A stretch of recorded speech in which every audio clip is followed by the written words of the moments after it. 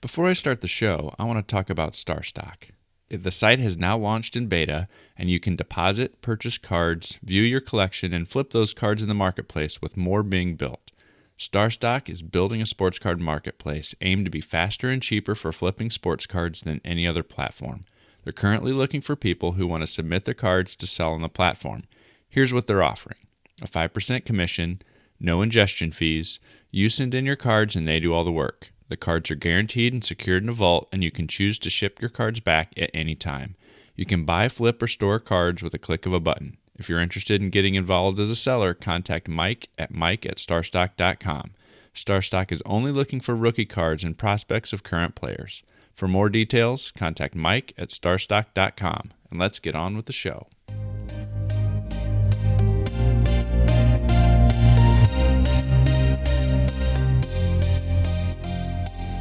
You're listening to the WaxPackHero Sports Card Minute, a podcast where we discuss both the hobby and business sides of collecting. I'm your host, Mike Sommer, and I want to help you buy, sell, and trade your way into a collection you'll love.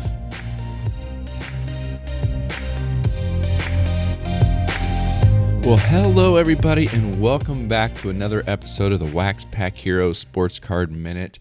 It's 5:40 in the morning. I'm drinking my coffee, and I get to have an exciting conversation with you today. And I'm excited today because I get to talk about something that, it is fun for me sometimes. And that is the fact that I was wrong. I blew it. I was short-sighted. I was shallow in my thinking, and I screwed up my initial view of the Topps 2020 project, or the Topps Project 2020. So today I thought I would just spend a few minutes talking about where my head was at when this first came out, how my thinking about the Project 2020 has evolved, and what my approach has been over that time as things did start to evolve. I'm going to talk about a little bit about what I've tested from a buying and selling perspective, maybe even a little bit about where I think this project is headed. But most of all, I just want to kind of talk about what this project is all about, why I am enjoying it now, both from a hobby perspective as well as from a business learning perspective. So that's what I thought we could cover today. But first, I want to make sure I shout out Underdog Collectibles, one of my sponsors. They're a shop based out of Knoxville, Tennessee, but they're available anywhere. If you go to the website udogcollect.com, and you can get in on some of their breaks. This week, they're going to be breaking Bowman, Select, Tribute, Baseball, and a few other basketball products. They've got a special code going right now to save $5 off your first break of $20 or more. And so if you use the code WaxPackHero, you can receive $5 off your first break of $20 or more, and that should be good through May 31st. Remember, always bet on the underdog at udogcollect.com. First, in case you're not familiar with the 2020 project, I'll give a little bit of a background. Earlier this year, Topps announced that they were going to partner with 20 different artists to reimagine 20 iconic rookie cards from the past. Each artist was going to do their own version of these 20 cards. And it sounds like, for the most part, they're given that card as a template, as a base, but they weren't necessarily going to have to stick exactly to it. They could use their own artistic impressions to design a card or design the card however they would want to do. And so that's been kind of cool to see a little bit of each artist's flavor on things. When it first came out, one of the first things that stood out to me that I didn't really like was the price point. Each of these cards was going to be $20 a piece. And when I saw that there was going to be 400 total cards in the set, thinking about the fact of dropping $8,000 on this set was kind of staggering to me. And so that price point was the first thing that stood out to me. And I don't know, maybe that's because I'm cheap. Maybe that's because that cost consciousness, it was standing out in me so much. I think that initial price shock or sticker shock really caused me to overlook a lot of the other aspects about this set. I was used to paying, $5 to $8 for the living set cards, and even to me that was expensive, of paying $10 or $15 a week depending on when you were buying your living set cards just to build that set out forever. That just seemed like such an expensive purchase. Well, I didn't look at the fact that these living set or these 2020 sets were going to be a little bit different than that. It wasn't just going to be standard base card stock and things like that. There's a lot more that was going into this. I was looking at it from a very traditional card collecting mindset. I was not thinking about it from the art perspective, from a sports art perspective. And I think really that was where my first mistake started, thinking about it from a traditional card collecting mindset, not the fact that the primary audience for these cards might not be traditional card collectors. Many of these artists have huge followings that I wasn't familiar with because I didn't really know very many of these artists. And so they have pretty huge followings who are used to paying well more than $20 for a print or a piece of their artwork. In the art world, that $20 price point isn't that high. It is for a single card for us on some of these on-demand products, but that's not really that high of a price point in the art world, and that's something that I kind of completely overlooked. The second thing that I completely overlooked was I disregarded the success of past on-demand products. I should have known better. I saw the living set. I missed out on that from the very beginning. I joined that a few months into it. It took me a few months to catch up, but I saw the lower print runs from the earlier releases. I saw how much I had to pay to get caught up on those, and they spiked well over $100, even $150 maybe in some of those cases. The Montgomery Club was successful for people who got in early. Throwback Thursday was successful for people who got in early. Total was successful for people who got in early, and these early adopters benefited from getting on board early on. Why shouldn't I have taken the chance on this one as well? I need to continue to challenge myself to think differently when I'm analyzing what products I want to buy and sell. I can't just think about the current trading card market. I need to think about who else might this product appeal to. What else have we seen do well?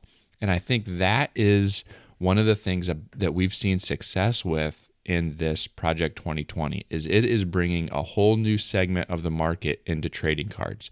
There's been lots of anecdotal evidence already of some of these artists saying people they know or friends of theirs said that, hey, I saw that you're doing these cards. That's really cool. I'm going to buy some. That's a great price.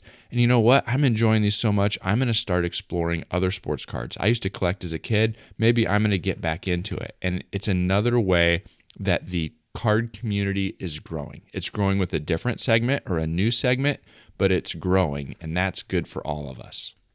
All right, so now let's talk a little bit about the cards themselves. But I think it's going to be important as I go through this to put a timestamp that this podcast is being recorded in mid-May, and we're 76 cards into the set at the time of this recording.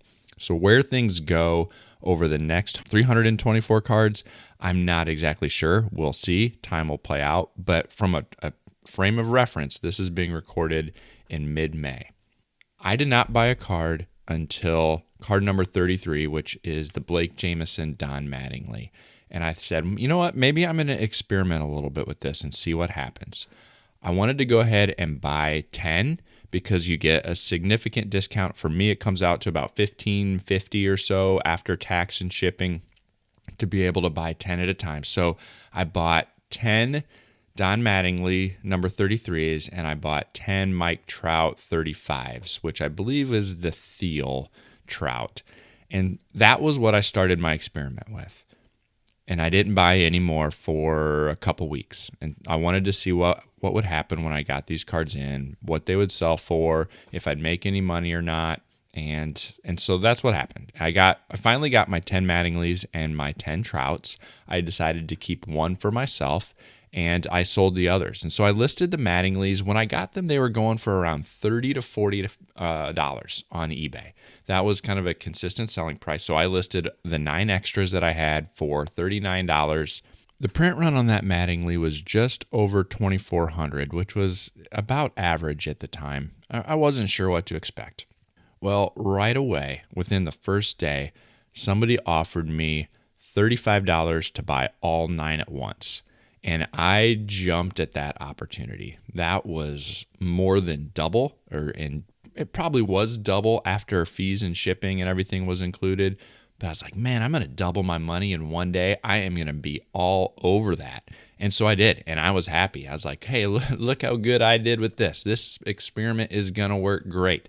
But one of the things that I think is kind of funny now looking back is that is turning into one of the lower print runs over the last several weeks. Those Mattinglys are now selling for $140 to $150 each. I doubled my money in a day, but here, 2 weeks later, they're selling for $150. Oh my goodness. That just gives me even more excitement for about what this opportunity is gonna be. Now the trouts aren't selling for quite as much. I've sold all of those for somewhere in the $27, $28, $30 range. 31, I think I might have sold a couple at 31, right in that range. And so my profit wasn't quite as high on those, but there was like 5 times the print run. There was over 13,000 print run for that trout card. So still profitable and definitely enough that I wanted to stick with it and see what else I might be able to do. That led me to start buying consistently later on, a couple weeks later, with the Ricky Henderson number 57. And there was 3,800 cards printed for that one. I have not yet received any of those, but since that point, from card 57 through card 76 now, I've bought at least 2 in some lots of 5, some lots of 10. I'd really like to start getting them in because I don't like to do pre-sales with some of these, and so I want to wait till I have them in hand, make sure that they're not banged up, dinged up, or anything like that before I list them. So I haven't really been able to sell any of these. I've got quite a few cards that are going to be in the mail coming soon that I've kind of fronted the money on using some of my other profits, because that's another thing I refuse to do, is to go into debt or put any of these on a credit card. I only use card profits to pay for future card purchases. And so I'm kind of waiting for some of these to come in before I can start to continue to go too deep.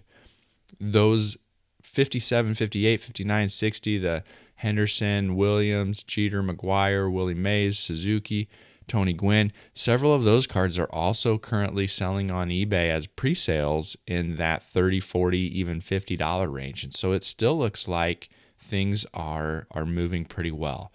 Now, about a week and a half ago, there was a Ben Baller card. It probably even started with Dwight Gooden, card number 65, and the Ken Griffey Jr. card 66, where we started to see a significant and consistent print volume bump. A Gooden sold for had over 5,000 copies. The Griffey was over 9,000. The next Ryan was over 3,000. A Clemente was over 8,500, 79, 67, 15,000 for the Ben Baller Ricky Henderson. The print runs have really started to spike. Instead of cards being in the 1,000 to 2,000 range for kind of your normal print runs for this, we're now in the 5, 6, 7,000 range. Many of these cards are pushing 8,000 or 9,000 over these last couple weeks. The George Brett 75 and Sandy Koufax number 76 took a little bit of a step back with a print run in the 5,000s and 6,000 range, but it'll be interesting to see where things go. But we might be at a tipping point where these cards aren't a secret. There's more people jumping on, buying 10, 20, 30 with the intent to resell.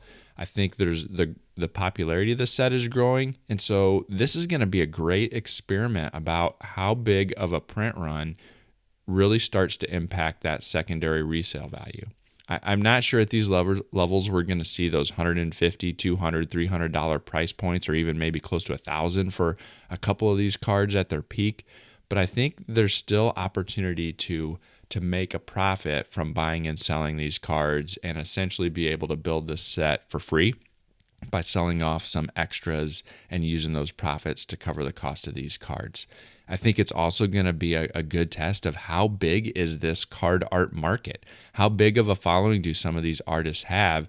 And is there going to be more and more people that enter into the 2020 market? And how do those new entrances into the market support the prices that we're starting to see? So where's the project headed? I'm not a fortune teller. I don't know exactly, but based on the trends that I'm seeing from the work that I've done to kind of dig into this a little bit more, I think we're past the days of only having 1,000 or 2,000 cards sell when a new one comes out. I think we're in an era now where you're going to see maybe 5,000 be the minimum for some of the less popular designs from some of the less popular artists. But I think we're going to be pushing that 8 to 10,000 cards on a pretty regular basis, and we're going to see some of the Trouts and Jeters and Ken Griffey Jr.'s and some of the more popular designs push that 20 to 30,000 range for a while. And I think we're going to see it start to tick up, and I wouldn't be surprised by later this summer if 10,000 is the new floor, and we see 30, 35,000, 40,000 maybe even on a couple of the more popular releases later on. I don't know that we're going to get too much higher than that, but who knows? We've got 320 cards to go or whatever. Who knows where this is going to go, but I'm going to be excited to see what happens. One of the things I'm going to do to help track that and to help track my progress is update the blog that I wrote on WaxPackHero.com. I put out a Project 2020 blog over the weekend in the middle of May where I kind of talked a little bit about some of the things I touched on earlier of how I overlooked this set at the beginning. I touch a little bit on card values. That's a section that will get updated over time. But I've also got a couple stat tables where I put together some pivot tables in Excel that rank the artists and what the average print run is for each artist, so you can see who has the more popular cards as well as by player. And so you can see which players have sold the most, both in total print run as well as average print run. The other thing that I've got on there is a photo checklist, and I've got it both in order by the release of the card. You can click right on the card and it takes you to eBay. It is an affiliate link, and so if you do end up purchasing something, that does help me out and help out the site a little bit. And then I've also got it broken down using some filters by artist, and so you can see kind of the artist collection, that all 20 artists, you can see each of the cards they've released so far. That will be automatically updated every day as new cards are released. And so that could be a helpful tool if you want to dig in, explore the Project 2020 a little bit more, see all of the cards together, and see some of the stats associated with each of them. Eventually, we will have more and more pricing results and historical pricing in there, so we can kind of see the trends that the prices have taken as well. But I view that as kind of a future expansion to this set. Well, let me know what you think. I know there's been a lot of talk online about Project 2020. I'm not the first person to touch on this. There's been some great interviews on About the Card, Sports Card Nation, a couple others where they have been interviewing some of the artists, and so that's not really the angle that I'm taking with this right now. You can go to those podcasts to listen to some of those interviews, but they've been very interesting to hear about. But I would appreciate if you checked out the blog post. Share it with your friends. Let me know what else you want to see when it comes to this set. If you don't like it, that's okay. Move on. Ken, Beans Ball Card Blog, this is for you. I know you've muted Project 2020 and you don't care at all about it, and that's fine. As I've always said, there's a product for everybody, and not everybody has to like every product. This is something that I'm having a lot of fun with, and I can't wait to see it both from a hobby growth perspective as well as an experiment in buying and selling, and what marketing to a whole new audience can look like. That I think it applies to us in trading cards as well. Reach out, let me know. Get a hold of me at waxpackhero@gmail.com. Follow me on Twitter at @TheMikeSummer. Please leave a rating and review on the podcast. It really helps other people find it. I know I say that all the time, but I really do appreciate it. And I've started to see it rank higher and higher in the other podcasts that you might like type filters and things like that on Apple Podcasts. So it is working, and I really do appreciate it. Thank you for tuning in, and I'll catch you next time.